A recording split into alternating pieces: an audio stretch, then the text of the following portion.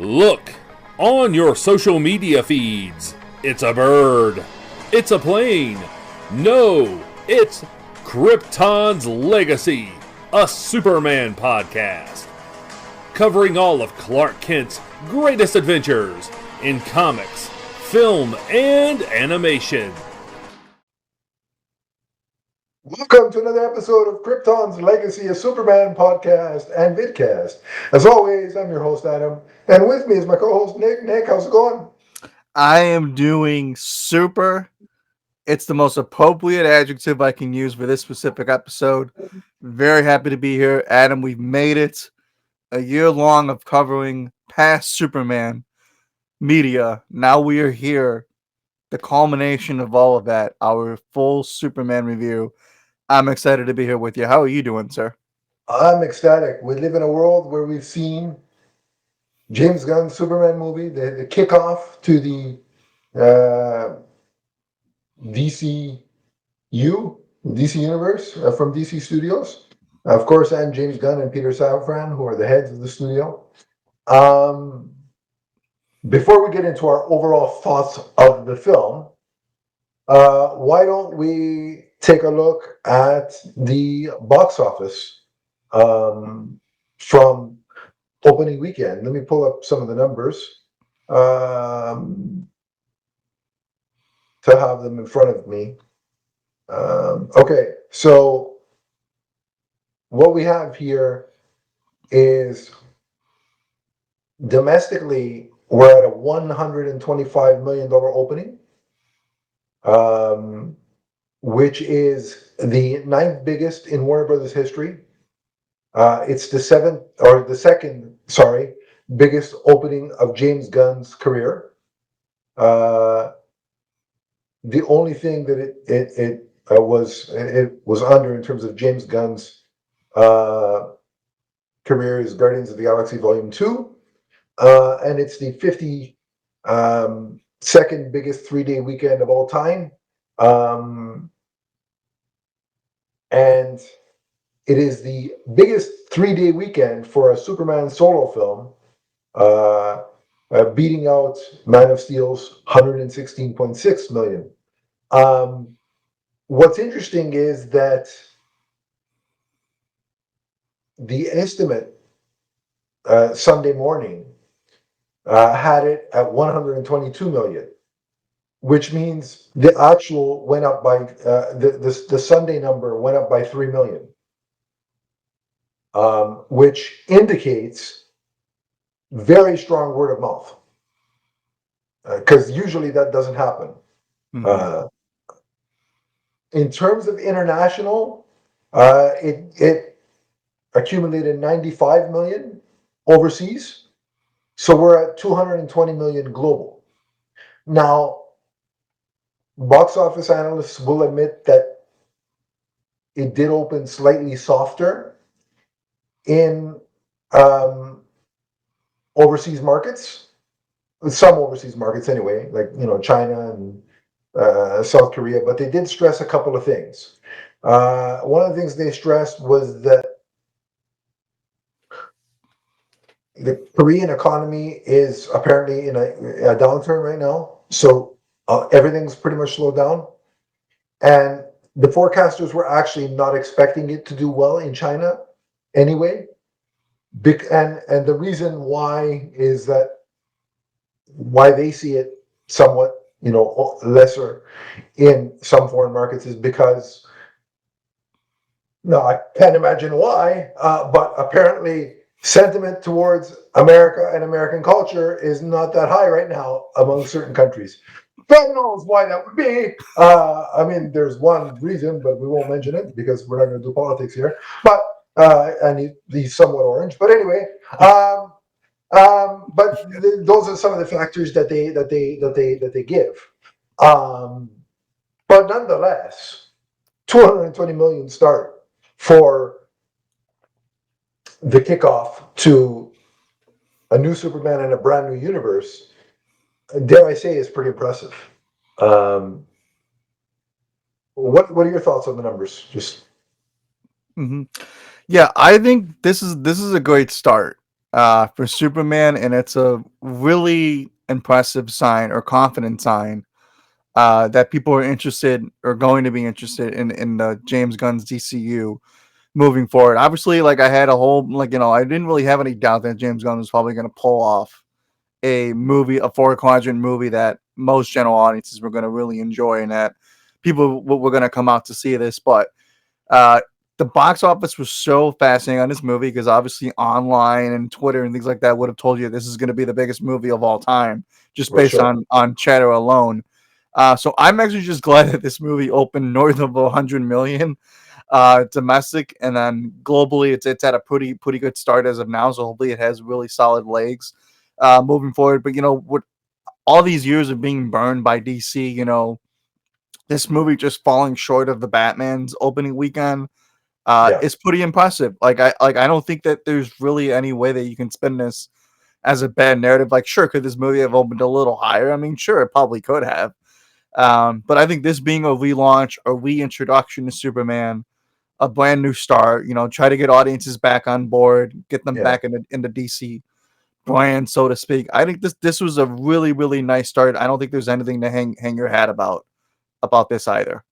And let's first of all dive into some of the, because I feel like when you look at something like box office, you have to take a few things into account other than what we mentioned about international, and that is first and foremost, for those people that had this pie in the sky of, well, it's going to open to,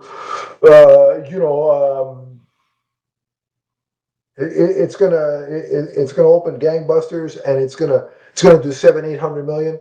Look, we have to look at the Superman franchise on its own first. Unless you adjust for inflation, which would put the first Superman movie at over $1 billion. Mm-hmm. And it's not really, I think, fair to adjust for inflation because, there are so many more options entertainment wise now. Movies come out faster on home video. Or the home video, home entertainment, because video is not a thing. Um, um, you know, there are just a lot of different options, and theater prices are expensive. Mm-hmm. Like these, I bought 2 tickets, and they were over $50 for just the tickets. Now, granted, I have a rewards program where I didn't actually, like, my rewards covered the cost. I would have paid the 50 something anyway because it's Superman. Mm-hmm. But let me be honest. If this wasn't a superhero movie that I was interested in, I won't pay 50 some odd dollars. I'll wait till it comes on home video, pay half of that. Well, again, home entertainment, pay half of that, and watch it on my nice TV that has great sound, and end of story. But because it was Superman, because it was a superhero movie, because I love Superman, of course I'm going to go and watch it, right? Mm-hmm. So they're all but so back to the Superman franchise of it all. Again, none of them have made $1 billion. So where this magical, oh my God, it's going to make $1 billion, or 800 million or whatever, where that's coming from, given the history of the franchise, I don't know. The other thing that I think is worth noting is that, and Nick, you and I have spoken about this many times. The DC brand, up until this point, is damaged. Okay. Case in point, remove the Batman from the equation for a Right. second. Mm-hmm. Okay. Superman is the first movie from DC featuring a DC character to open to 100 million or more since Wonder Woman. Yeah. Wonder Woman was 9 years ago, folks. Yeah. That's problematic. Yeah. There's a problem with the brand when that's happening. So again, it's tough to assume that, oh my God, this is going to open to Deadpool and Wolverine numbers. Like that was never going to happen. Yeah. So when I look at the Superman, this Superman movie, Yeah, hey, look, I compare it to the situation that Batman Begins was in, 2 decades ago, which was the Batman IP was in shambles thanks to Batman and Robin being Batman and Robin, the movie, not the characters. Um, and Christopher Nolan had to come in and rehabilitate the Batman franchise. And if you look at that movie, I hate to break it to you, but it didn't do mega fantastic numbers at the box office.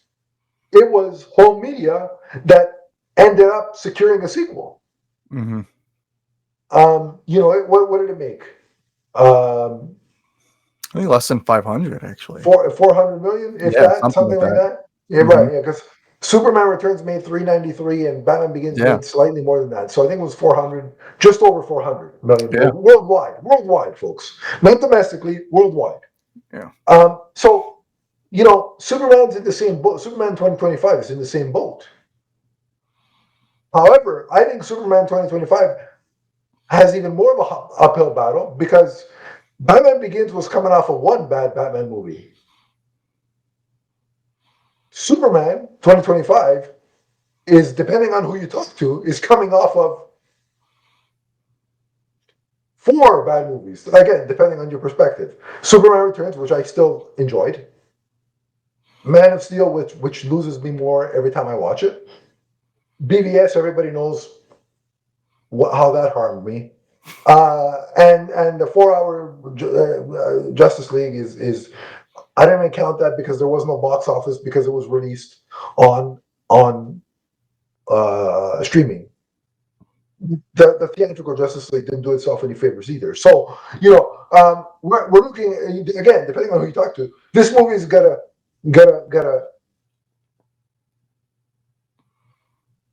shake the shackles of perspective for bad movies, right? So it's in a lot worse shape going into it than Batman Begins was, right? So these are the factors that I look at, and I think what I think is very key and sort of corroborates what I'm saying is David Zaslav, and I think also he might be the president of production at Warner Brothers.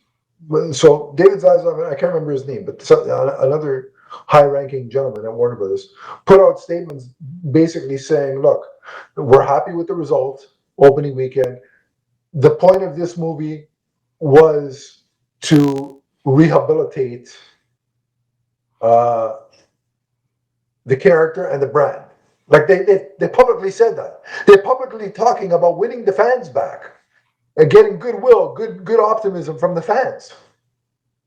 And the Wall Street Journal even said that Warner Brothers would be thrilled with 500 million worldwide. Mm-hmm. So I think that, and I think this is largely due to James Gunn. I think James Gunn sat these people down and said, "Look, I'll come on and do this job, but this is not going to be. You're not going to get Deadpool and Wolverine and Endgame numbers right out of the gate." Mm-hmm. I'm assuming he told them that they would have to be patient. And it seems like they are by putting out these statements. So what do you think, Nick?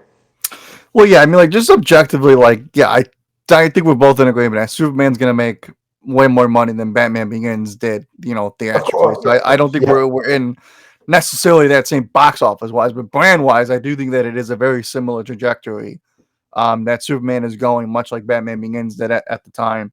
How I look at it is that it is a success, one way or another, because it got really good reviews.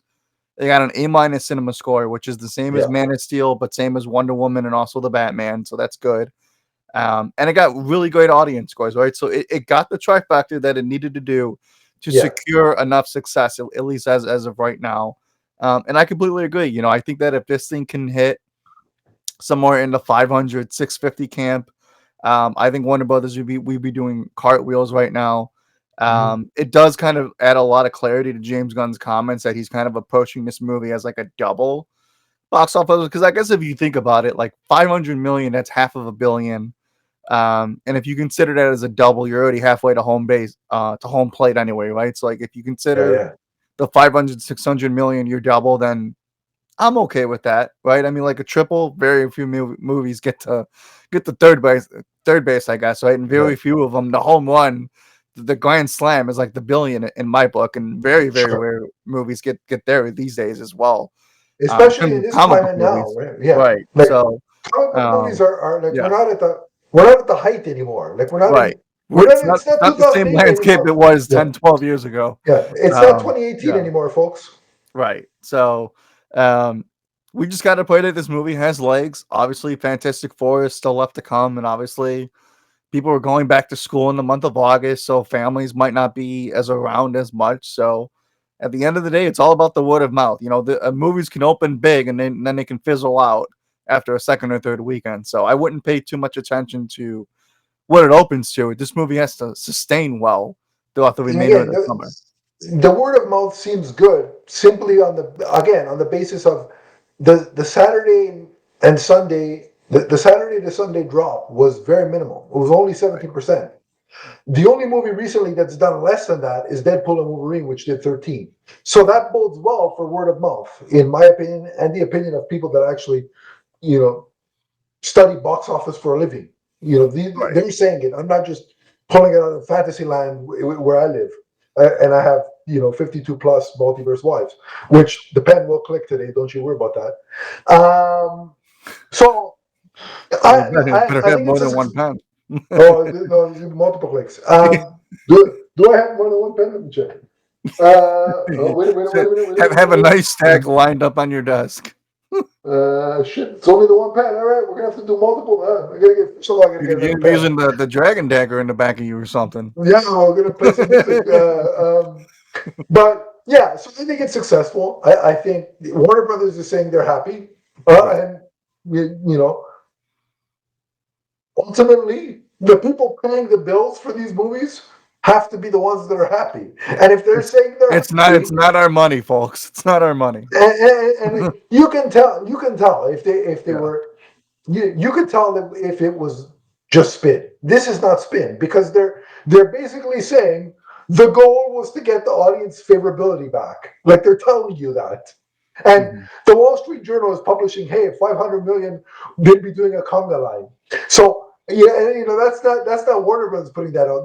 That's Wall Street Journal. That's a business periodical that's putting that out.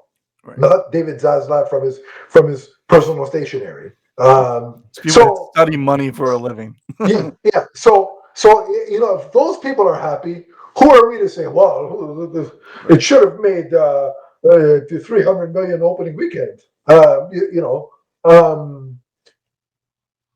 Again, do I hope? Is my overall hope that at some point the DCU is making gargantuan amounts of money, like Deadpool and Wolverine, and like Avengers Endgame and all those? Of course it is. But as a DC fan, that's what that would be a dream. We'll get there one day. But Yeah.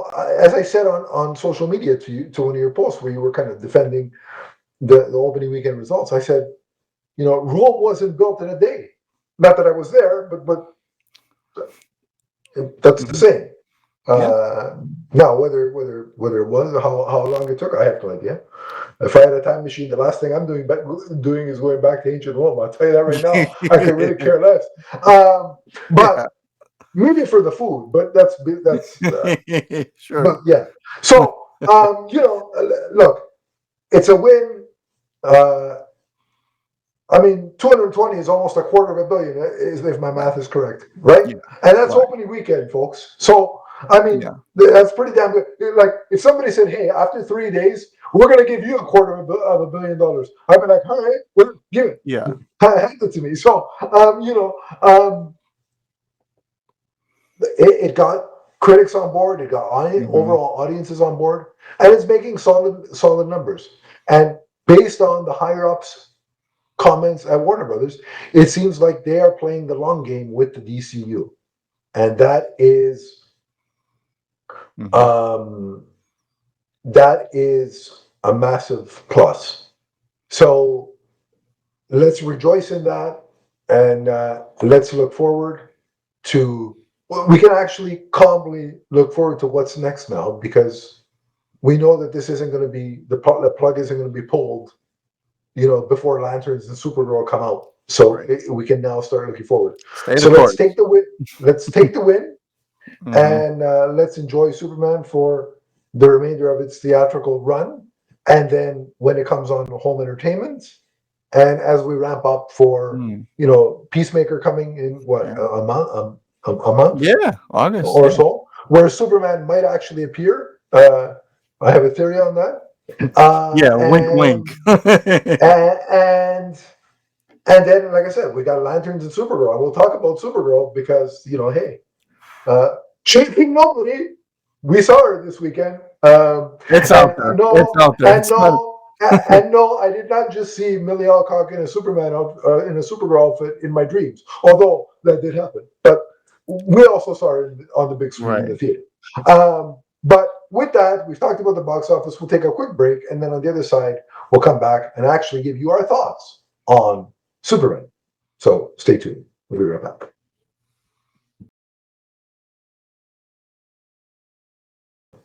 And we're back, and here we are. It's the official KRYPTON'S Legacy review of James Gunn's Superman movie. So, I mean, there's no point in doing what we usually do for older movies about how we were feeling going into it. You've all seen our episodes. We were over the moon going into it, excited, all that stuff. So we're not going to go into how we were feeling going into it. Although I will say, when I sat down and that DC Studios logo comes, with the old school. Did it feel real? Did it feel real? He was breaking the chains, and it was that image. And then you see DC Studios, and I'm like, all I did was, I was like, I'm home. Yeah, we're here. Dreams do come true. Not all of them, because again, I wasn't flanked by Rachel Brosnahan or Millie Alcock. Some of my dreams came true. Similar feeling. Beggars can be choosers, ladies and gentlemen. Beggars can be choosers. But it felt really good. Just that fanfare coming on the screen, and it was like it felt like the lead up to this movie. It hasn't already been that long, but finally getting the payoff of, oh my God, it's starting. It did feel like an eternity. I'm like, I'm here. Same thought. Yep. So I have a lot of negatives. Okay. You can call me a homer. You can call me a shill. But I still don't have a check from Warner Brothers in the mail or DC Studios. James Gunn has not invited me on any sets. He hasn't told me my direct deposit hasn't kicked in yet, guys. Don't worry. He hasn't told me any spoilers, right? He's not inviting me in on the Batman Brave and the Bold casting process. So nobody's paying for me for this. I genuinely loved this film. The only slight negative aspect that I will throw out is there were some scenes that I wished had more time to breathe and evolve and linger. That's my only real issue. The way it started with that, people call it a crawl. It was text, folks. Yeah. It wasn't a crawl. Whenever they put that whatever Scooper originally put I remember they put a GIF of Star Wars. The text was nothing like Star Wars. It's just text. Yeah, it's just title cards. Yeah, not text on a screen. Not all text on a screen is Star Wars. Anyway, the text on the screen, it gave me enough. Hey, the metahumans have been around for what, 300 some odd years? 3 centuries, yeah. Yeah, three centuries. That's 300 years. Yeah, my math. Yeah. Superman was 3 decades, and then 3 decades, and then 30 years, and 3 days ago, and then we see, the thing we saw at the first trailer, Superman crash landing. and you see all the crypto stuff and all the stuff that was in that the 5 minute preview. All of the most of the marketing material is essentially the beginning of the film. Mm-hmm. Yeah, it's pretty crazy actually. And I just love spending time in the Fortress of Solitude with the robots, with Crypto. Like, I seeing the scene of Superman being healed by the extensive blast of sunlight rays, and the fact that to soothe himself during the process, he would play the message from Jor-El and Lara until you hear what the message is. I thought that was a nice touch.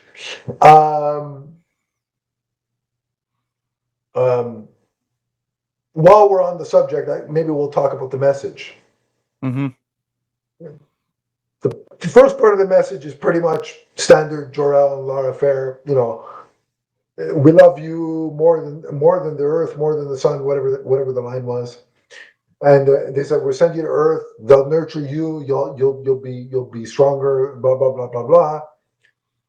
And then the message starts breaking up. But later on in the film, the engineer is able to use her tech to sort of piece together the broken pieces of the message, because the message got damaged when little Kal-El was in transit.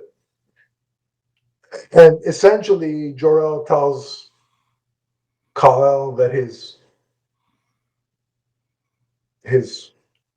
desire is for him to, carry on Krypton on Earth, and if any Earthling that doesn't follow you, then conquer them. Now,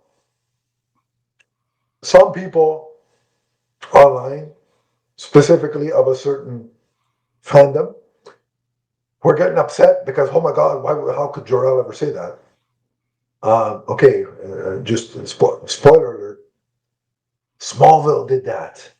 Now, granted, the message was being read wrong, but that narrative carried over for the first 3-4 years of the show. Mm-hmm. That Clark was trying to do everything anti Jor-El. So this isn't new. Let's stop acting like it's some blaspheme to religious texts. It's not new. I also think there's some red herring there. But before I talk about what my theory, what do you think about that? So the fortress stuff with the healing and then the message. Yeah. So I actually thought the title cards were really effective, just in the sense that it really just soaks you into this world. Like it really just brings you full throttle into this well-established world. And James Gunn's been very upfront that this isn't origin. It's just like a day in the life of Superman, right? Like this is not like your typical origin Superman movie. This is just full throttle in a DC universe. There's been metahumans for years. He's been Superman for a few years. So I thought setting the tone and setting the stage was actually quite effective for me. Because I mean, again, like I love Man of Steel. I love Superman 78, the movie. But those are very much like realistic interpretations of like if Superman was in the real world, this is what we would kind of get, right? One's a little bit more lighthearted, and one kind of is a more probably realistic interpretation of how people would react if Superman was in this modern setting. And this one, again, we knew it was gonna be James Gunn, so it was gonna be way more comic booky. So I was like, okay, I wonder how this is gonna play out, just in the comic booky nature. And the fortress, going in and out of the ice because it's coated by Superman's DNA. Yeah. The fortress being able to rotate so the sun can essentially heal Superman properly. Yeah. And the robots, I thought the robots were great. Like I thought it was wonderful. Superman's very kind and he's nice to him, right? Like the one robot gets cheeky when he notices her, right? Like it just sets everything that it needed to set for this movie. And Crypto, freaking adorable, like jumping on him when he's hurt. Very, very much played the way it's supposed to, the way you think it's supposed to. It plays. The message, I'm gonna be honest with you, I didn't have a problem with it. Now maybe it's because you and I, and if you're a Superman diehard, you've seen different takes on the origins we've seen where his parents want him to save and protect the world, and we've seen other interpretations like Smallville and My Adventures with Superman most recently have done. So it's not like it's new per se, right? He just decided to incorporate it finally into the live action setting. I think why it works because it's built up, I think, really well. He's of the belief that his parents, his biological parents and his birth parents, all kind of are in sync, that they just want him to be this good person and serve humanity. And then he finds out later down the line that that's not the case. And then especially the ending of this movie really ties that twist, I feel like, in a really, really comforting way, I think I'll say. So I won't exactly get there because I'm sure we're going to get there ourselves. But I think that the payoff is really, really strong. So I didn't have a problem with it. Because I think that the payoff was quite rewarding. So my theory is now. We might also have the same theory, so go ahead and say it. Lex Luthor says that, my scientists have verified the message. I didn't muck around with it, so it's legit. Mr. Terrific echoes those same sentiments. So I can believe that was in the message. However, having seen multiple iterations of Superman, as you mentioned, I believe that this is something to do with Brainiac, and that was my thought as well. Originally, because they leave it open-ended. Screwed around with the message, and that opens the door for in some sort of follow-up project, which I don't think anymore is a Batman Superman project, not yet. But I think it's going to be explored when they introduce Brainiac. Superman, Supergirl, right? Yep. That's what I think. That's what my guess is too. I think that's what James Gunn is working on, and it's going to feature the two Kryptonian cousins working on, working to battle against Brainiac. So I think there is more at play in terms of that message than meets the eye. It's also an easy cop out, right? Like, it was damaged, you never really heard it, so it can technically be digitally altered. One way you look at it. The other thing that I found funny with the robot, the robots and Krypto were great, obviously. You touched on Krypto jumping on Superman and wanted to play and this and that. So good. But then when Superman gets up from his sunbathing experience, he goes back out into the fight to take on the battle of the Hammer of Bravia, and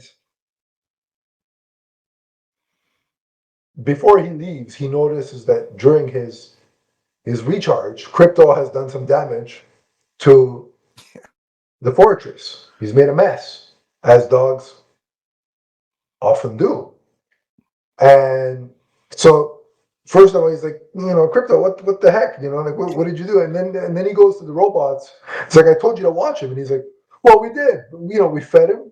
But he realizes that we're not sentient and we don't have human emotion, and we could care less whether he lives or not. I couldn't stop laughing. That was great. Yeah. I could. And then as Superman's leaving, you hear Krypto whimper. And Superman, you can tell he doesn't want to leave him, but he has to, because he's Superman, has things to do.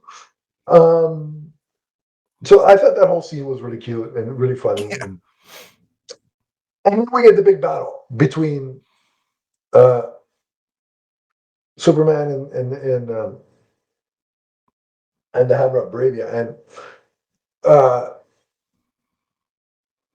Superman, much like the John Byrne era version of Superman, gets knocked around pretty good physically by the Hammer of Bravia, who is being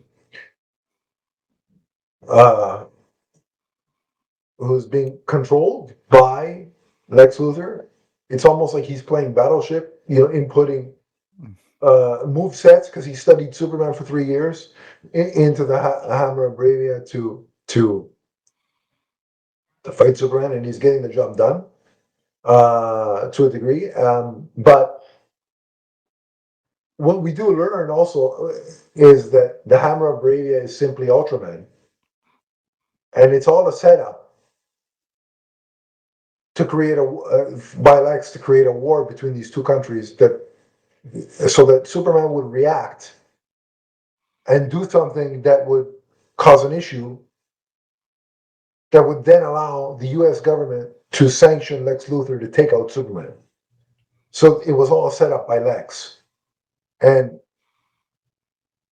even though war obviously involves land, pretty much, this wasn't a land scheme in the traditional Superman 78 or Superman Returns, you know, method. This was Lex starting a war to ultimately want to kill Superman. Mm-hmm. And like I loved his duplicitous machinations in the sense that he started all this, and then he was trying to make himself look like the good guy and the savior of humanity in the eyes of the government and the people. When he tries to get his defense forces government contracts, right? And then when he shows the video to the message, full message of Jordan and Lara to the world on that talk show, he's like, "Look, I'm scared. I'm just as scared as the rest of you, and I want to protect humanity." So I just love Lex's whole thing there. But that fight was I thought Lex controlling it and putting in codes and stuff. The fact that he studied him for that long, I'm like, okay, this Lex Luthor is more in line with the one we know from the comics. What do you think about that? Yeah, I thought so. Nicholas Holt's performance, actually, and we'll talk about this a little bit on. Like, it took me to the end to kind of see him as Lex Luthor, even though he was doing Lex Luthor things throughout the whole movie. Uh-huh. I thought that he really like became Lex Luthor at the very end of the movie. But like you're right, he's like this probably the smartest Lex that we've ever had up until this point. Probably the most diabolical one I think we've ever had up until this point too. Considering like, yeah, his whole purpose is that, he doesn't want to buy land finally. Now he's just looking to because he notices how vulnerable Superman is, and that's really illustrated at the beginning of the movie, is that this is a more vulnerable Superman that we're dealing with here. So he kind of uses that to his advantage by essentially creating a war, like you said, that he knows Superman's going to want to butt in and try to stop and kind of Yeah. flip governments against him, right? So if you think about it, it really is a very unique, smart way to try to take down Superman. So I thought Yeah. that it was kind of really smart. Um, Yeah. to say the Yeah. least. In the battle itself, very comic booky, right? And then of course, he's saving civilians that are caught in a crossfire, which is comforting and rewarding. Like I love all those sequences where he saves the one lady, brings her back on the building, tells her to breathe, and he saves the little girl, and it's like so. Yeah. It really does set the stage. But yeah, no, I thought Lex Luthor's plan in this movie was pretty smart. I'll Yeah. say. Yeah. Even though I think the political stuff, I will say, probably hits a little too close to Well, home in modern times. I But thought it was more surface level. Like I don't yeah, think it you can war. tell that he maybe cut a lot out of that. Yeah. I don't think it warrants the online reaction from Fox News and those kind of people. No, but you can tell I it's mean, yeah, like it's nothing. It's nothing too like. Ultimately, Superman's end game is to save as many people on both sides as possible. right. Yeah. I Yeah. mean, so there's that. But just to talk a little bit about, and then we get after that fight we really get the whole Lois and um, Clark. Before that, we see a scene at the Daily Planet. So after the fight, we see a scene at the Daily Planet, Hmm. and we get the first interactions between the core group, and I love that. I thought they all there was a sense of camaraderie between them, like they have been co-workers for years. Hmm. Um, and I like that Lois, I guess to preserve the fact that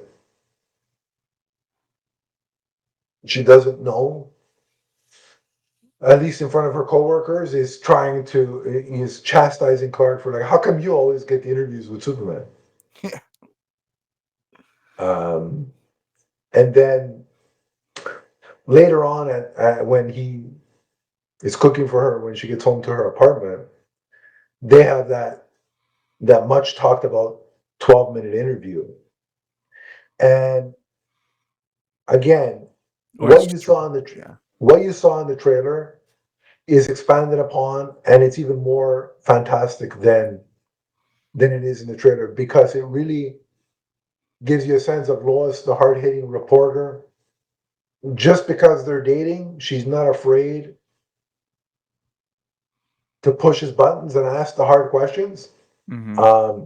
That throws Superman off, because he I guess he figures, oh, she's my girlfriend. She's not going to ask me, excessively difficult questions. But she pushes it, like she keeps pushing him. And they're even, you see the two of them even question, like, can our relationship work? We're so different. Like Lois even says to him, like, I question everything because I don't trust blindly. You think everybody you meet is beautiful and amazing, and you're so willing to trust them. And so there's question. They leave things where we don't know, like if the relationship as a couple is going to work.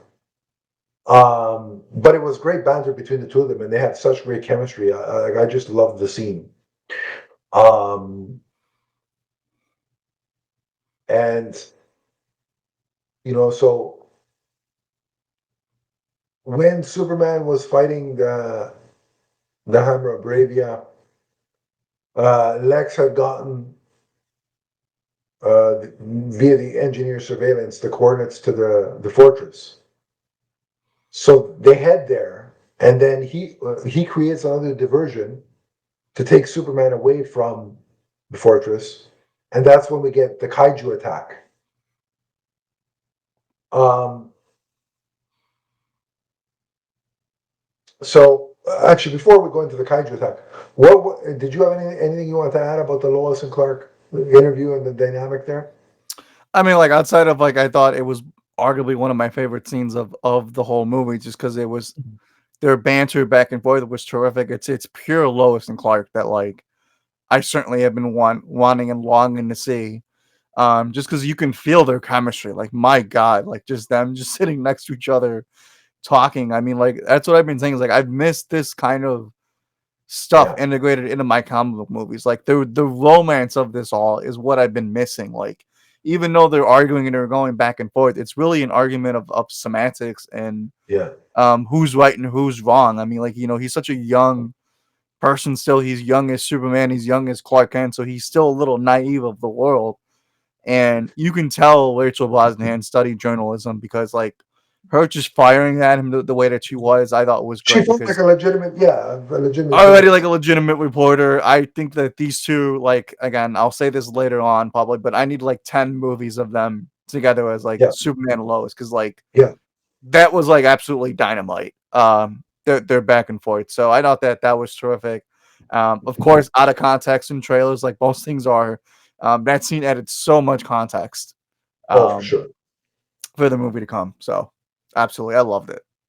Um, so the fight with the kaiju was really, I mean, visually, it was awesome. Mhm. Because, first of all, you get Superman. The first thing you see is him trying to hold up the kaiju and stop him from crushing a dog that's not Krypton. And he uses the freeze breath to kind of slide the dog out of danger, Yep. and then gets crushed under the weight of the foot of the kaiju. Dogs But don't like him. there's the scene where he's like burrowing under the ground and then flies up and does the uppercut, Oh, so good. which was so good.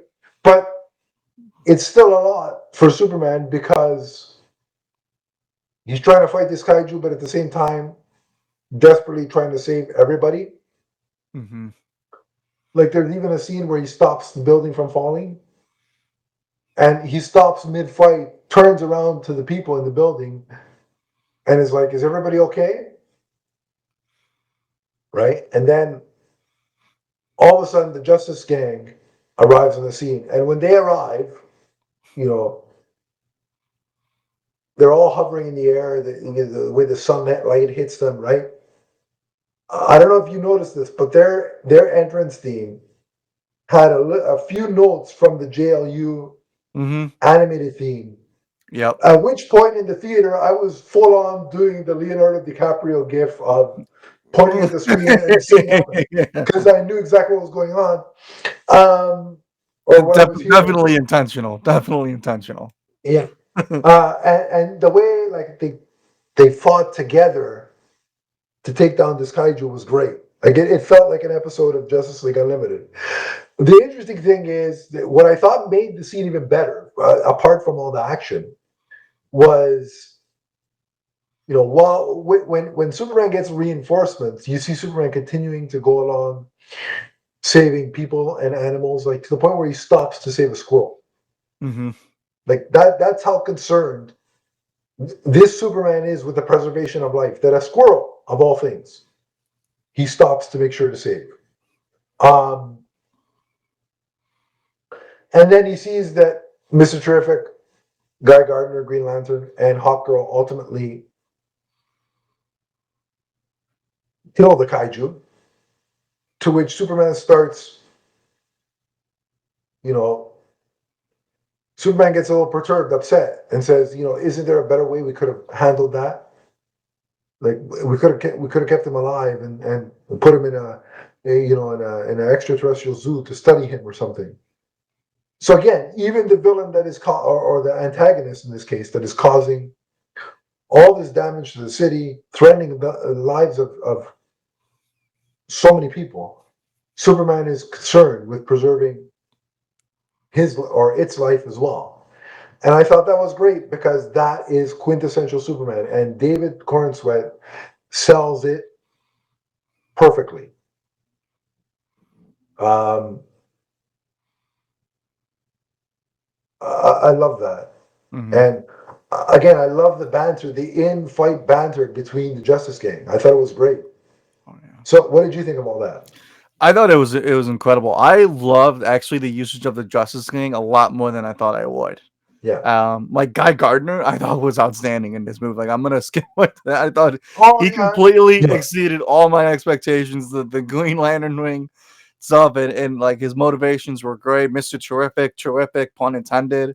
Hawkgirl was great in the small doses that we had, but why it was so great is because like I had my fears that like they were just gonna be like super edgier and they were gonna like want to do things that Superman would never agree to.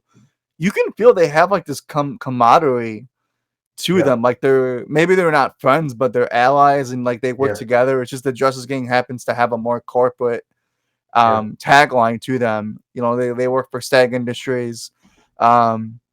So I appreciated that. And like Superman and Mr. Terrific, like you can tell that they're probably more buddies than the other people are. Yeah, they have a similar kind of way. Exactly. Just like, I mean, like awesome. Like as a comic book fan, like in general, like wanting to see that aesthetic, really works well. And like them assuming they're being called the Justice King is so cool because like eventually the Justice the only one that likes that title is Guy Gardner, by the way. Right, it's like slowly gonna be coming back in the fold. They're in the Hall of Justice. So like it's all so cool. Like I think this is like that long game that we have to deal with for a little bit, but it's gonna work so well. I thought this was great. Yeah, they were great. I gotta echo your sentiments that Nathan Fillion as Guy Gardner. I don't know. First of all, I was on board with the casting from the beginning. Well, he was the one that I was like, yeah. I know Nathan Fillion's work, so I knew he could pull it off. And I mean, every time it was on screen, I was howling of laughter. Yeah. And thinking, what a jackass, but he's a lovable jackass. Right. But also seeing him use the constructs the way he did and help, he helped Kendra, Hawkgirl take down the thing. Getting the kaiju in the eye with their wing. Yeah. And I get to see Nathan Fillion as Guy Gardner did more good for the reputation of Green Lanterns in live action than Ryan Reynolds ever did. Like Ryan Reynolds did more damage to the Green Lantern brand just by talking about how much he hated being Green Lantern. Mm-hmm. I think in this movie already Guy Gardner is turning that perception around. And that's kudos to James Gunn and, of course, Nathan Fillion for delivering that kind of performance. Yep. More on Mr. Terrific later. No, I think Isabella Mercedes Hawker was badass. Oh, that was one of the things. Got the scream too. I wish that we saw more of her, like in terms of the movie, not in terms of any kind of naughty thoughts of any kind. Just I want to clarify. But I wish there was more screen time for her. Is what I mean. That's what I mean. Context. So yeah, context is key. I don't know. I've heard that so many times. But yeah, she was a badass. With that, and okay, now it's like something kind of risque. When she starts bashing that mace around, I was like, "Oh yeah, I let her hit me with that mace any which way she wants to. It's fine by me because." For the first time of many today, Isabella Merced is on the list. Should be on Jon Stewart's list soon enough too. If he's smart, he will be. If not, don't worry about it, John. I'll take up the cause. You do the Green Lantern thing, and I'll worry about Hawkgirl. So the Justice League gang in their first appearance was great. Yep. Of course, we alluded to the fact that they break into the fortress. Lex and his cronies, Engineer and Ultraman kill all the robots, or not kill, but they damage the robots, and they kidnap Krypto. And then she is able to steal the message and that. The interesting thing is, of course, what we learn at the beginning of the film is that the fortress is coded to Superman's DNA. So in order for it to open, Superman needs to be present. But when Lex, Ultraman, and the Engineer and Eve get there, the door opens. So right off the bat, now that we know that, okay, it's coded to Superman's DNA, that would suggest and confirm that Ultraman is a clone of Superman, which we do see later in the film. We'll talk about that then.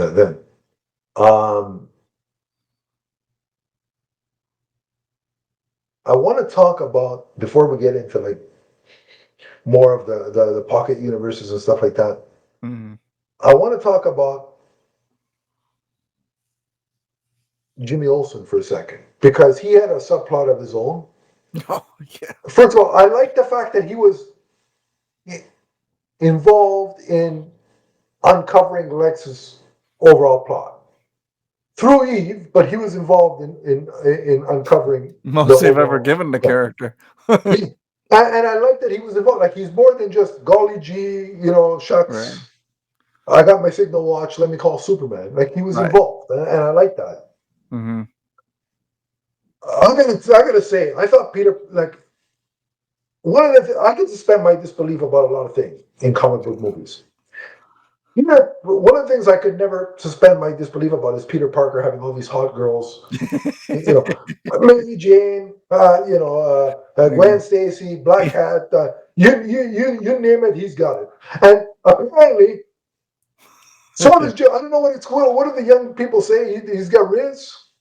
Jimmy Olsen's got Riz, or whatever the hell that means. Oh yeah. Because I don't even know what that fully means, but the kids say it. He's sitting at his desk. He's got some juice. Yeah, he's sitting at his desk at the dinner time, and two really good-looking girls are looking back at him and giggling, and I'm like, what's this? What's he doing? Like, what's there? And then later on in the film, through one of his contacts, when he's investigating Lex Luthor, you realize that his contact is Eve Tessmacher, and that they dated at one point in time. And I'm like, obsessed with him. Yeah, she's obsessed with him, and I'm like, what's this? What's he getting all these women? Like, this is what I now, it was great. I loved it all. It was fantastic. But if I had to suspend, if I was suspending my disbelief about anything, it's Jimmy Olsen's sex machine. Yeah. Um, and the funny thing is, he he has in his phone. What did we call Eve?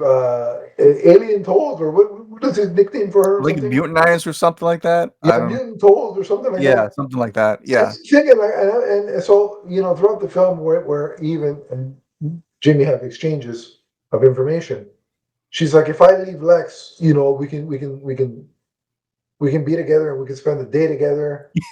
And at one point she jumps into his arms, like while she's getting in an alley and she's hugging him, Mm-hmm. and he's kind of like standoffish and trying to push her away and dismiss her. And I think to myself, Jimmy, I think your Renaissance weird tools look like. What are you pushing her away for? Are you stupid? Yeah. Because let me tell you, what's the actress's name? Sarah Sampaio? Is that? Yeah, I think Sampio, something like Yeah. Who plays Eve Tessmacher is in fact yeah. on the list.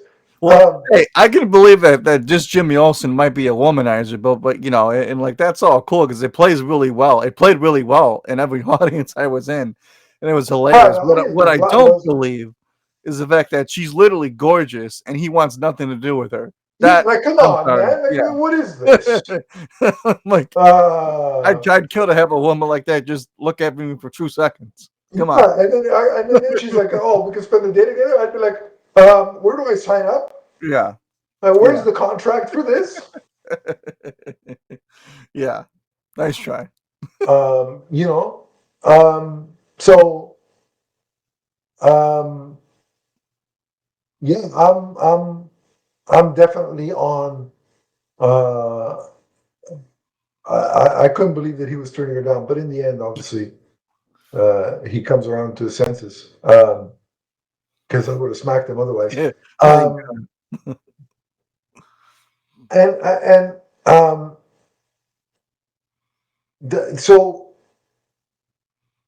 at some point, going back to the once that message is released.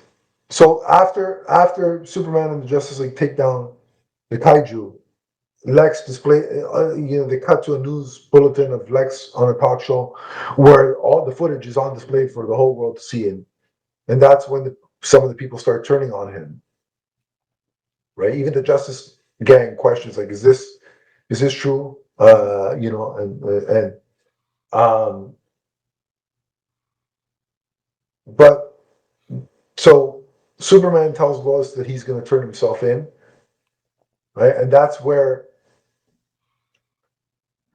they turn him over to Lex, and Lex takes him to his pocket universe, to the cells where he's got everybody from different metahumans to bloggers who wrote bad things about him to an ex-girlfriend. They're all locked up in there. And he's blackmailing the safety of Metamorpho's son, so that he has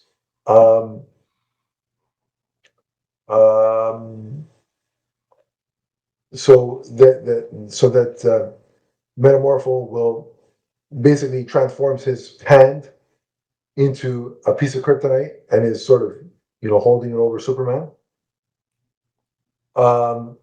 But as Lex starts to interrogate him,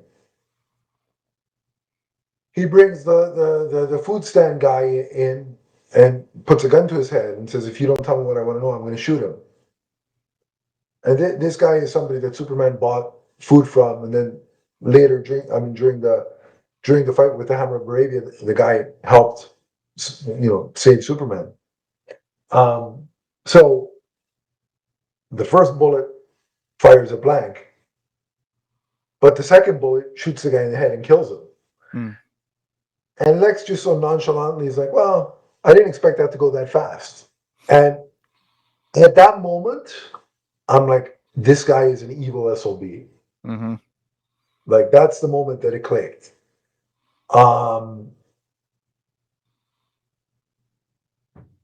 And that was the straw that broke Metamorpho's back. He's like, I can't do this anymore. Like I can't be in league with this. And he makes a deal with Superman to save his son, and and uh, and there's this elaborate action sequence of a breakout scene, and and they rescue Krypto, and then it's this whole, again, escape from the pocket universe, which is, as Mr. Terrific and Lois eventually get there, it's on the verge of collapsing. So Mr. Terrific has to help out and do, his tech and sciencey stuff to keep it open long enough for Superman, Krypto, Metamorpho, and Metamorpho's kid to get out. But the visuals for that sequence were so trippy and so cool. Oh, yeah. And before we get to that scene, that's when Lois goes to the Hall of Justice and tries to get the Justice Gang to help out. And they actually, Guy Gardner and Hawker are like, we can't, because we don't want to get into a government conflict, right? So they refuse, but Mr. Terrific decides to help her out. But the whole back and forth, where this is where, again, Nathan Fillion, Guy Gardner is like, so how do you know Superman? And Lois is like, I just do. And he's like, do you know about the glasses? And she's like, does he tell everybody? And so basically, this is the line of dialogue that reveals that the reason why the glasses obscure Superman's identity as Clark, when he's Clark Kent, is because they're hypno glasses, which confuse people not to be able to tell that he's Superman when they look at him. And that is a concept, excuse me, that is a concept from the Silver Age that James Gunn resurrected and brought back. And one line of dialogue was enough. And I bought it. I'm like, okay, in this hyper comic book world, I'm down with it. And at that point, Guy Gardner reveals that to Lois, he's like, he's Clark Kent? And Lois is like, why does he trust everybody? He's like, oh, no, just trust everybody, just us, because we're of the cloth. And when he did that, the entire theater I was in burst out into laughter. That was amazing. Yeah. But more importantly was just forget about Lois snapping on him and saying that haircut is atrocious. Line of the movie. The side eye that Mr. Terrific gives Guy when he says we're of the cloth, I couldn't stop laughing.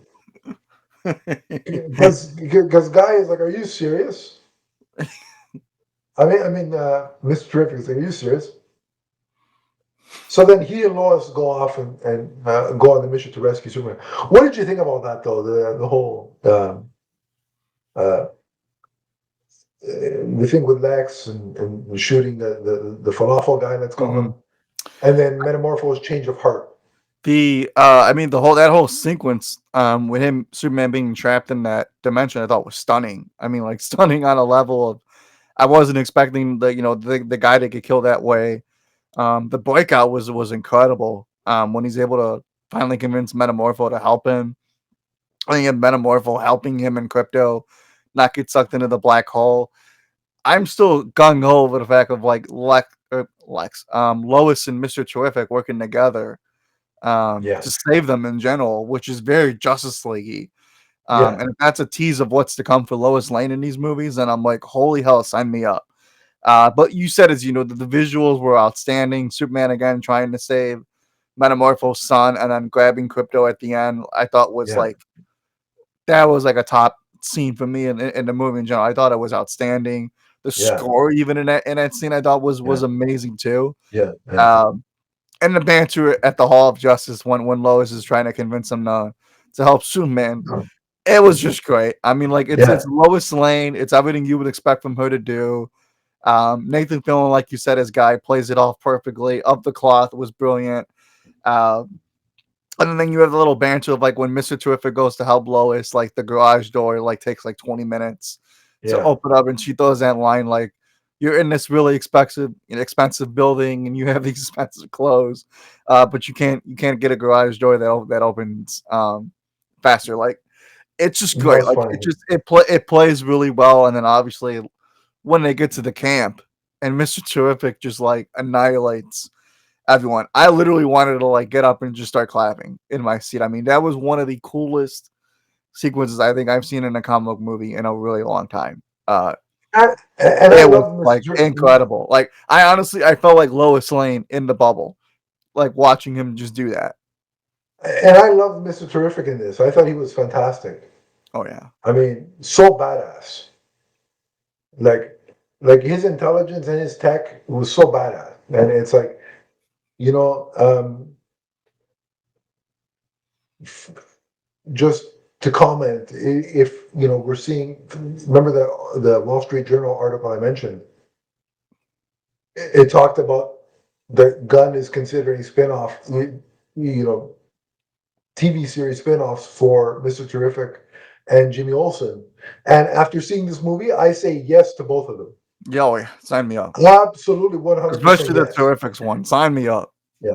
And by the way, if Eve is involved in that Jimmy Olsen one, just give me 6 episodes of the whole 24 hours where Jimmy has to spend the day with Eve, and just to watch his reactions. Just them at a cabin all weekend. Yeah. But yeah, the visuals in that sequence where they're getting out of the collapsing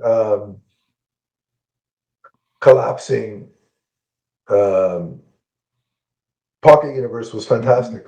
Just like it looked great. You could definitely see the money on screen. And this is what happens when you give CGI artists the chance to perfect their work and not, you know, crunch deadline. Just comic booky as it gets. But Superman is, you know, severely drained and injured because of this. So while Terrific tries to fix the pocket universe from causing a rift, which ultimately it does, Lois uses a T-sphere to take Clark back to the farm. And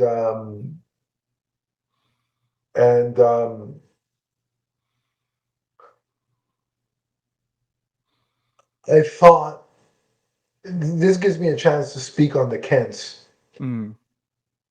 They brought so much in not much minimal screen time, but they brought so much heart and warmth to this film. First of all, remember earlier on in the film when they called him via speaker? Yeah, that was great. And so they're on. So he's walking into the Daily Planet. They're on speaker with him, so there's no need to, you know, speak loudly because you're on speaker. But yet, Ma Kent, his mother, is not only on speaker, but she's leaning forward into the phone and loudly, you know, borderline yelling, because that's how because she thinks he won't be able to hear her. And that's the simplest thing, because but it's so real and tangible, because if you've ever watched older people use a speakerphone, that's exactly what it looks like. It's definitely a thing. Yeah. It's exactly what it looks like. But then also, you know, when Superman is hurt and sort of not kind of unconscious, like you see Pa Kent welling up and getting emotional, and then when Superman finally comes to and he's questioning himself, um,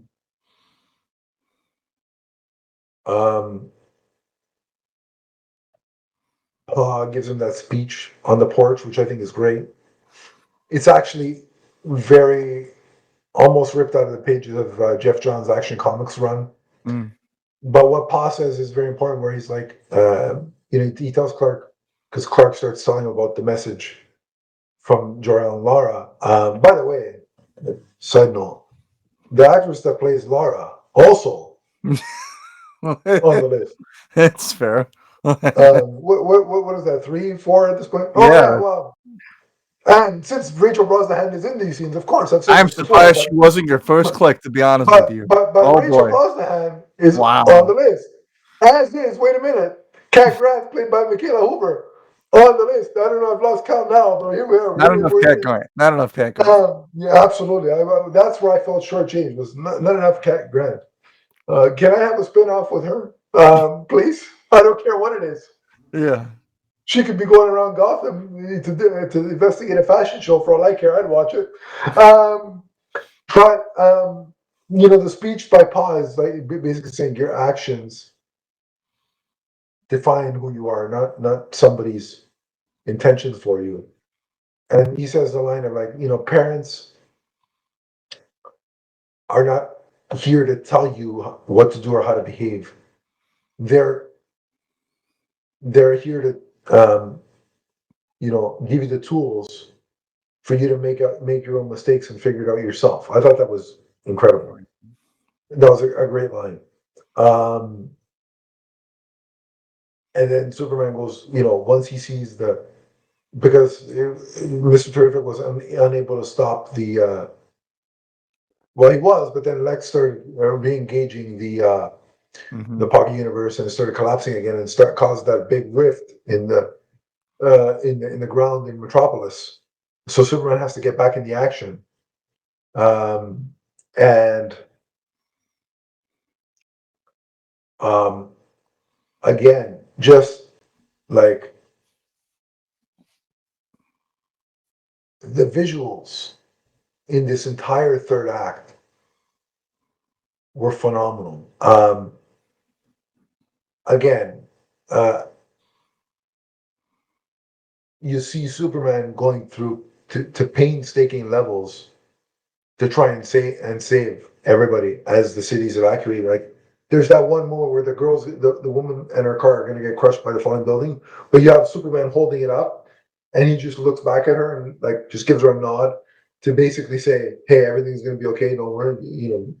Drive away." I love, by the way, I don't know if you noticed, but when there was the evacuation, there was the road signs, and it's like Gotham City, this way, and there was and in my head I'm thinking, wait a minute, you think leaving this and going to Gotham is going to make you safer? You got some other, you got some other things to worry about, my friend.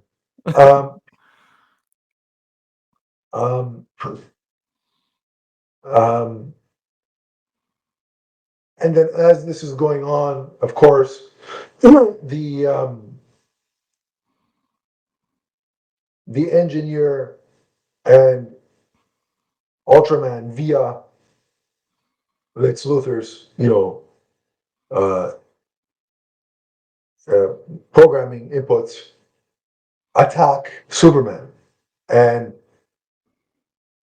I mean, it's a 2-on-1 fight for the longest time, to the point where, like,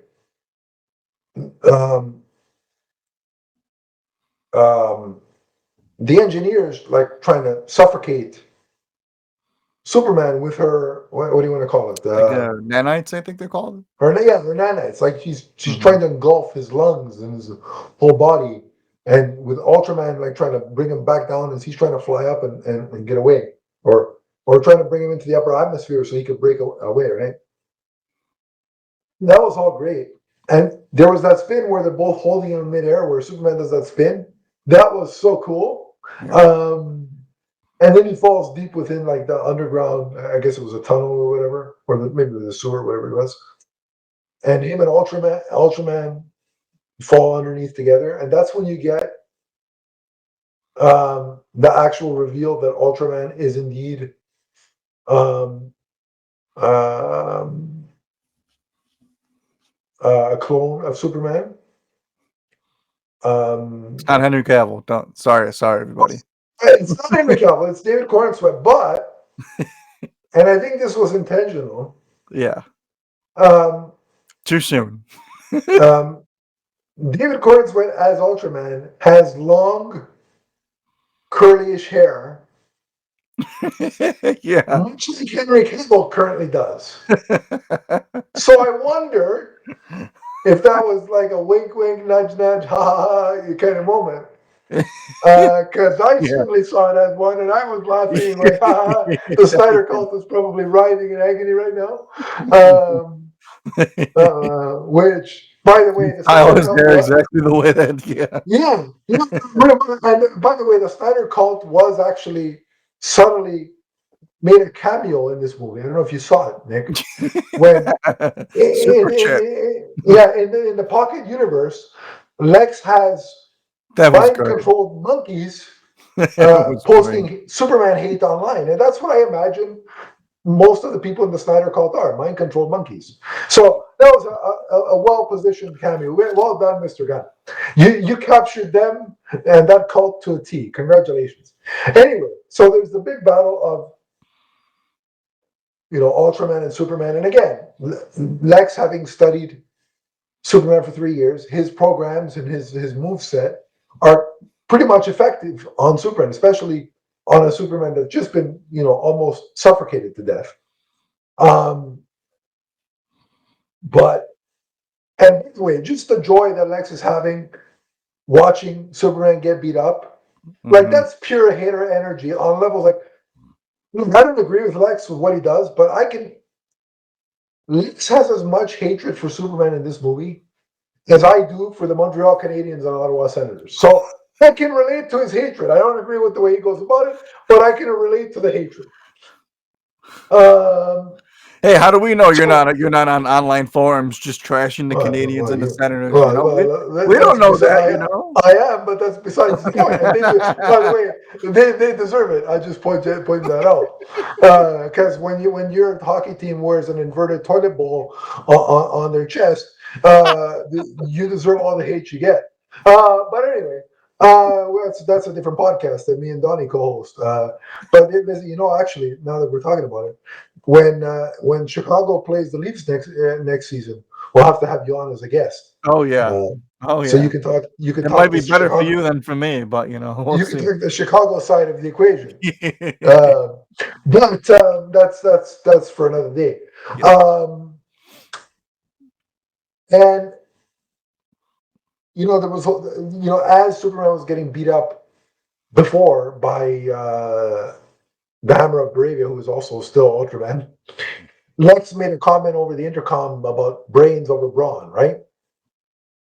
Well, there's one point where Ultraman was about to go what looked for like the killing blow, but then Superman starts smirking, and Lex is like, "What are you giggling about?"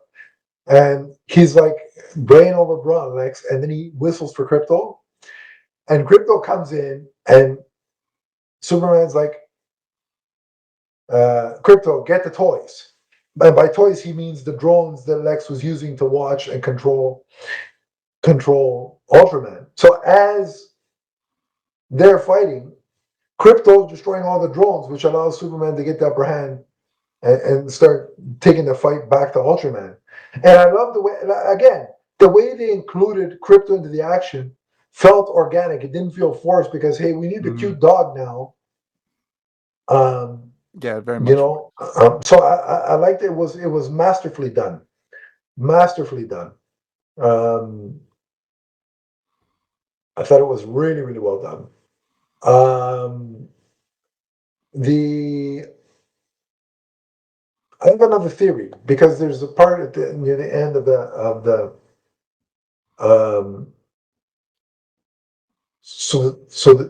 during the fight between Superman and Ultraman, Ultraman gets sucked into the Pocket universe, or one of the Pocket universes, the portal to one of the Pocket universes. Now, if you think about Ultraman, he's essentially mindless, right? He's controlled by Lex Luthor through programming. He gets sucked into this Pocket universe portal. What if the universe that he goes to is the Bizarro world. Mm. And what if in that moment or when he's there, he gets the disfigurement? That's what I thought. Yeah. I thought that's their entry point into Bizarro because he's already a mindless clone. And that's what came to mind for me. And I've seen other people also share this theory. So who knows if we're onto something there. Yeah. And then, I mean, so even though it looks like Lex has lost, he's not willing to accept defeat. So he sticks some of the Raptors, you know, those guys in the suits, in the armor, on Superman, and a bunch of them converge on Superman. And that's the scene where he does that spin around with the heat vision and takes them out. That, I mean, the way the score hits, and in that moment, it's like you can't help but get up and want to punch the screen in euphoria. You know what I mean?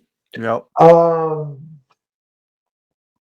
So I thought that was great. And again, the way Krypto was able to take off one of the helmets of the guys so Superman could punch the guy, and the way the tooth it worked in the context of the scene. And again, I just love the way Krypto was brought into the action scenes. Very, very cleverly done. Of course, Mr. Terrific is able to repair the rift, right? As Superman is battling Ultraman and the Raptors. Imperfectly, of course, but he's able to do enough repair that while that's going on, the war looks like it's going to continue to break out in Baravia, and so Superman, and that's where we get the scene of the kid holding up the flag and people holding up the flag, saying "Superman, Superman." Well, Superman is otherwise detained, but the Justice Gang finally agrees to help. So he sends Hawkgirl and Guy Gardner there, and I love when Guy Gardner arrives in the scene because he shields the kids with the construct, and he's like, an upgrade. So, sorry, kid, Soups couldn't make it, but you got an upgrade. And Yeah. so I'm thinking, it's like, just but he's a lovable ass, you know what I mean? And Yeah. and as he's flipping over the tanks, I love like he's giving the middle finger with a construct, which is, and I've seen that GIF, and now whenever somebody pisses me off, I'm just going to use that GIF from now on with no words. So that was all well done, and like even Superman's like, because Lex says, "Well, you may think you might have stopped me, but you can't stop the war," and that's when Superman says, "Unlike you, I have friends, right?" And so he throws that jab at him. And so they preserve the peace, or forcibly kind of preserve the peace.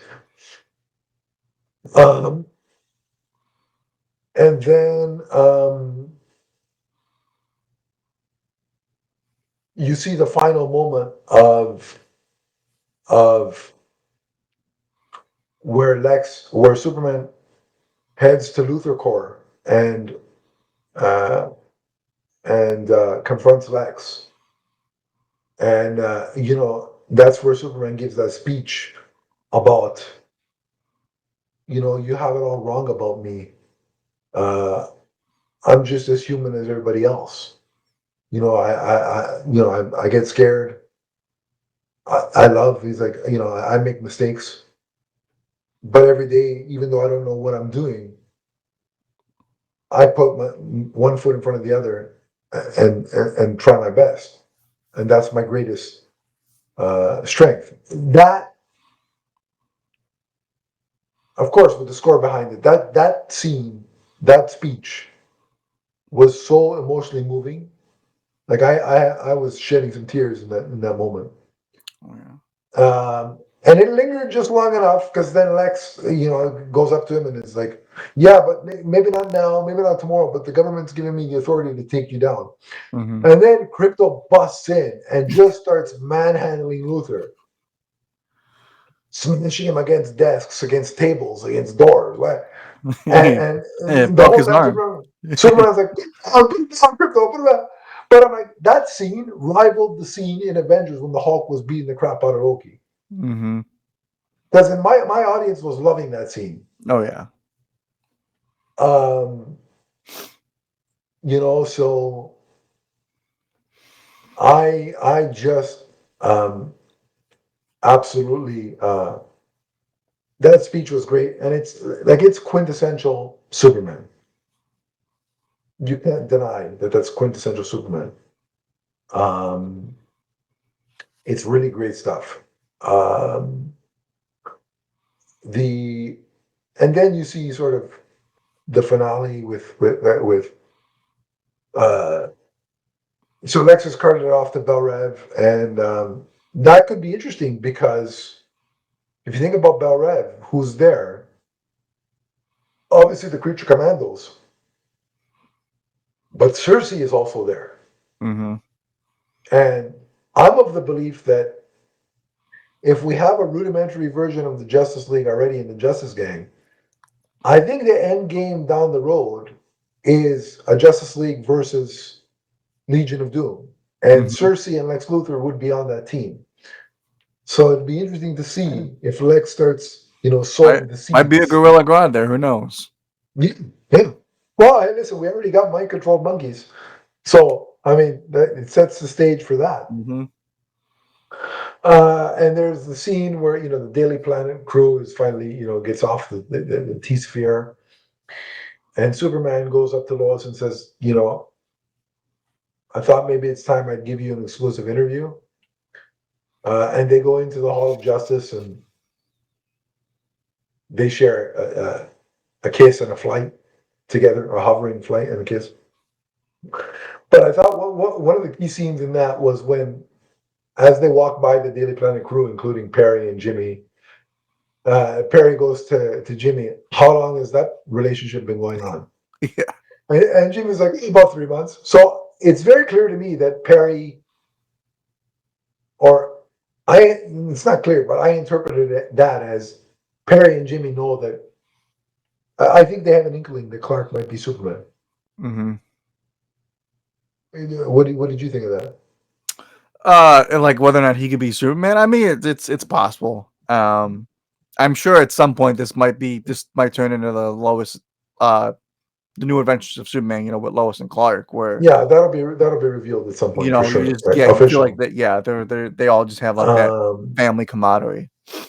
yeah.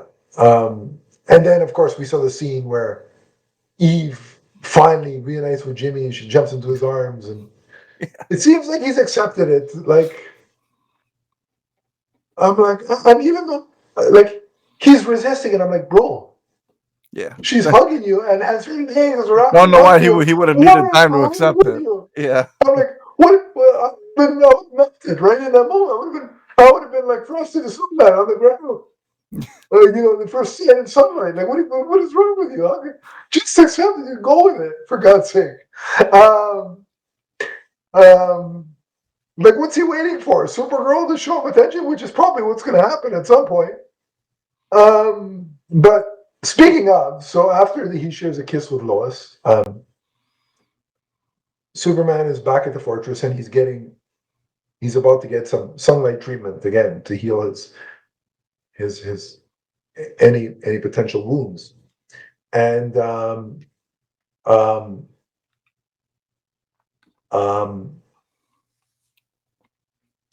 just as we're about to see that, there's a crash at what used to be the door, or what somebody thinks is the door, and it's Kara, Supergirl, and she,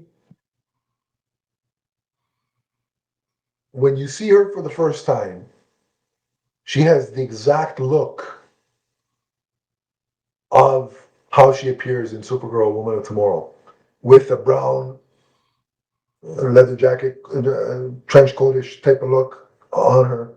Her suit is the skirt look, but it's an exact, like it's in the vein of Henry Cavill's of David Corenswet. Sorry, his costume, like it's the same. It's of the same lineage. You know what I mean? mm-hmm.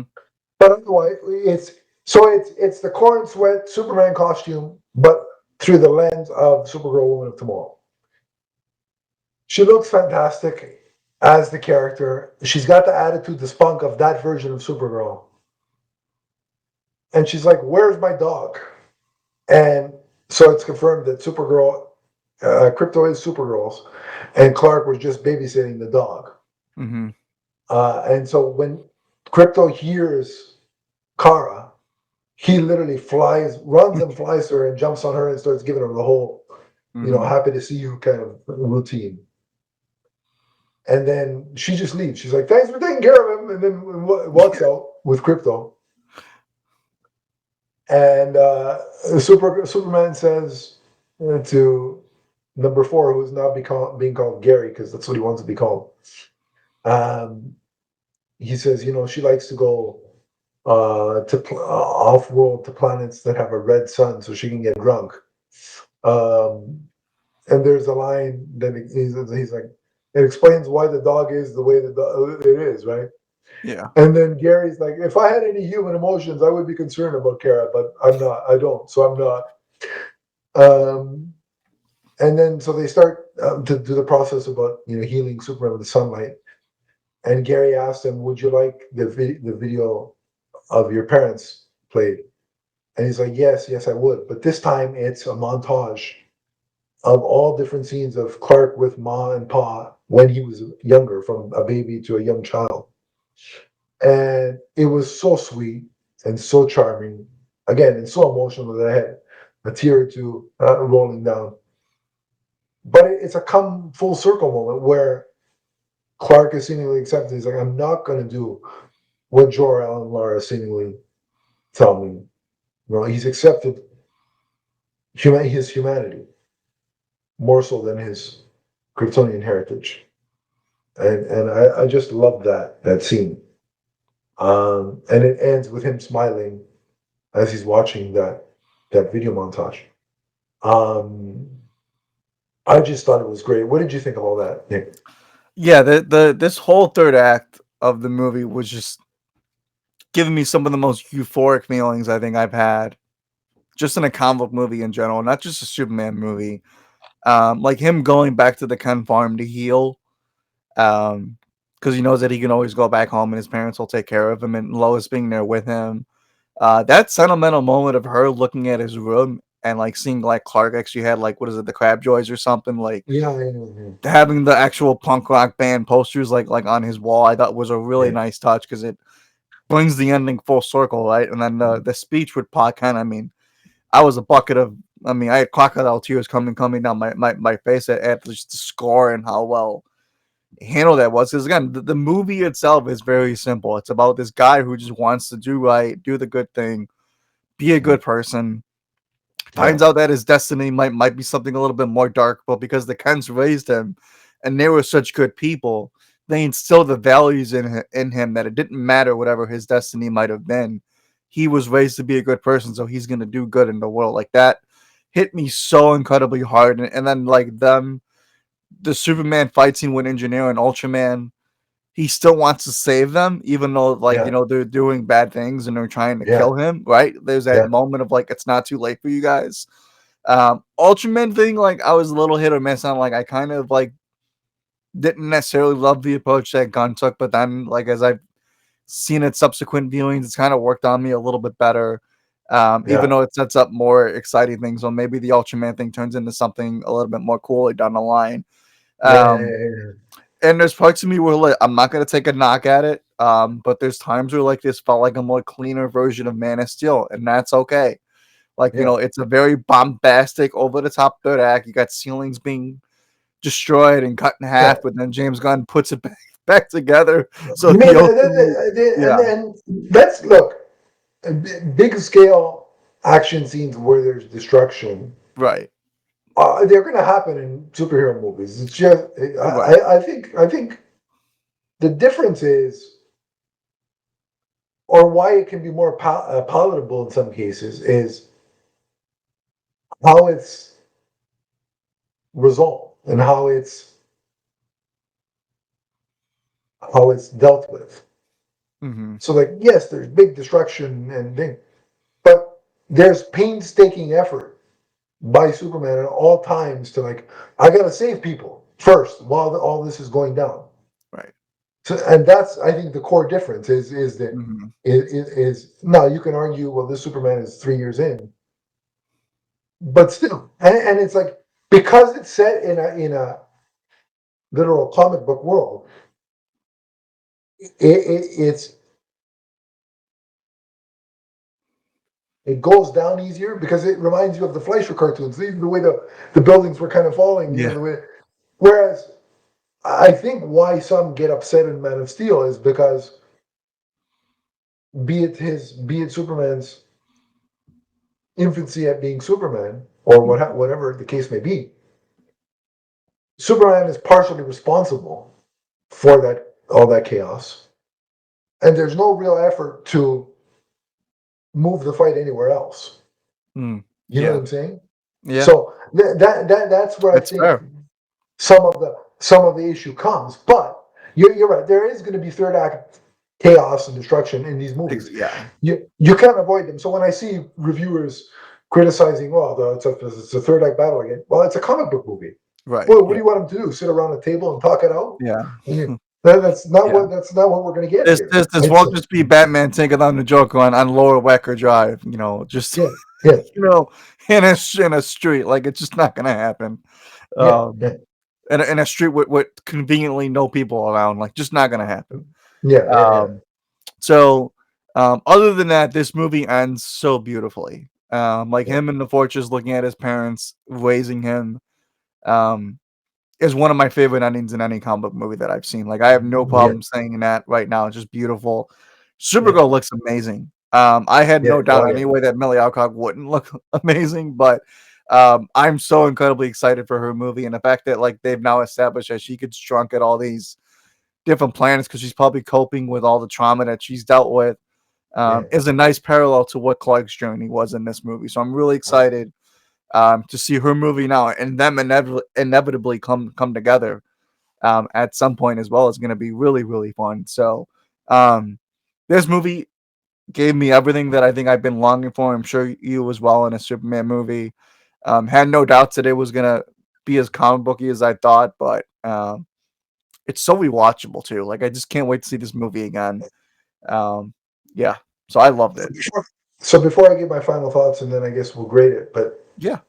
I just gotta, since you mentioned Millie Alcock, I mentioned her before and you mentioned her now. I will reiterate, in case anybody who's been watching this show for any length of time over the past year has lived under a rock and this is somehow your first episode. Millie Alcock, who plays Superman, who will continue playing Superman, a Supergirl, is also on the list.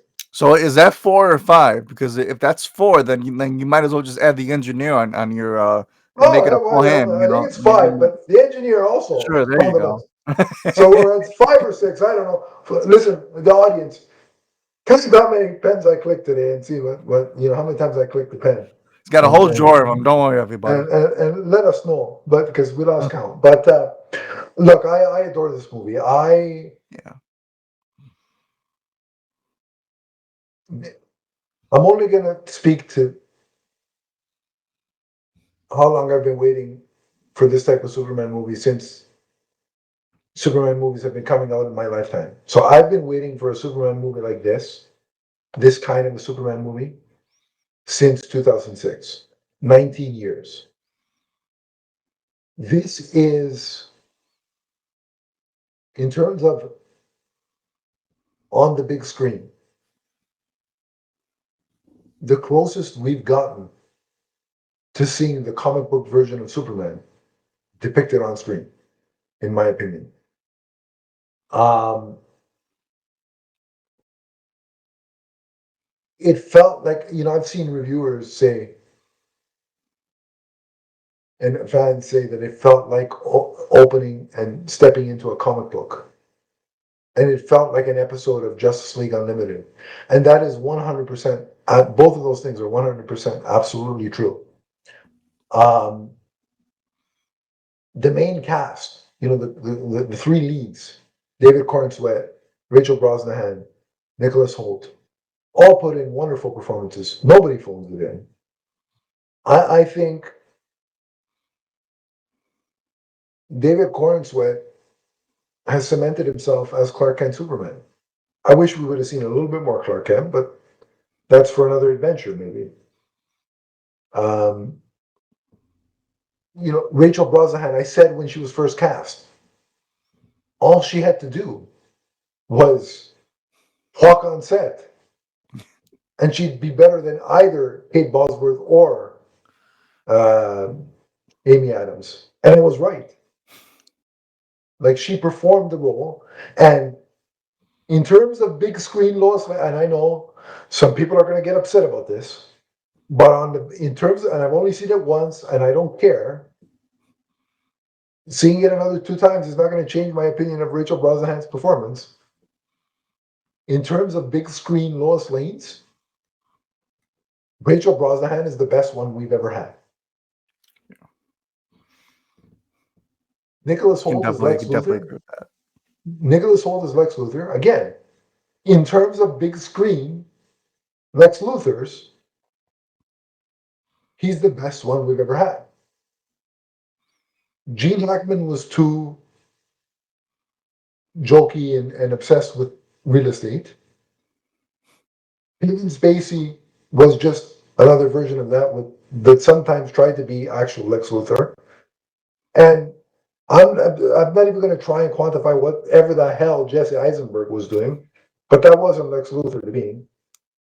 So, in terms of live action, big screen Lex Luthors, Nicholas Hoult is also the best we've ever had. Now, the conversation shifts if you take television versions, then the ranking is a little different, but that's not what we're here to do today.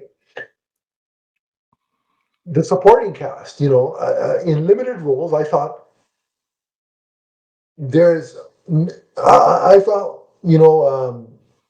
Wendell Pierce was solid as Perry. Mm-hmm. There's potential for even better from him as he gets more screen time, hopefully.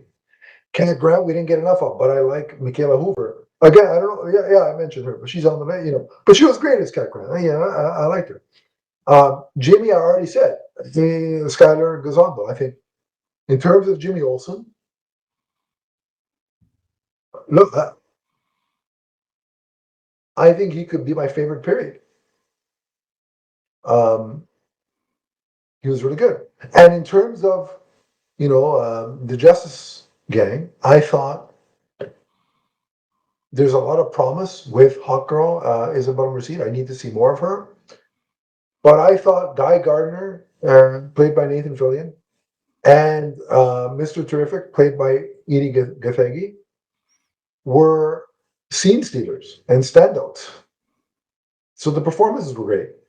The score beautifully managed to weave John Williams' classic theme, but create new themes that were unique to this movie as well. And I thought it was done very respectfully. It wasn't overdone. It felt right when they used the John Williams theme. It felt earned whenever they used it. And again, I just think that as long as James Gunn's Superman exists, that theme is going to be in play. Just because I think it should be in play in this form, where they rework it and add to it and create other themes on top of it. Because I think it's just so unequivocally recognizable as Superman's theme. But the rest of the score was fantastic too. So I love this movie. I can't wait to rewatch it, and it was worth the wait. And I can't get enough of it. I mean, hopefully I'm gonna watch it again in theaters at least one more time. But you can bet when it's available for home consumption, it's gonna be something I watch regularly. It's gonna be in a regular rotation. I absolutely love it. Superman's back, and in my opinion, in terms of the big screen, flying higher than he's ever flown before. So with that, I guess, do you want to grade it? Yeah. Do you want to let her grade? Let's grade it. What would you give it? Considering that my only gripes is that a couple of scenes could have been left to linger and expand upon it, namely the Pa Kent scene with Clark. And I wish that, some of the Daily Planet crew got some more time, including Clark. I'm going to go ahead and give it an A minus. I'm going to agree with the cinema score and a lot of the people, A minus.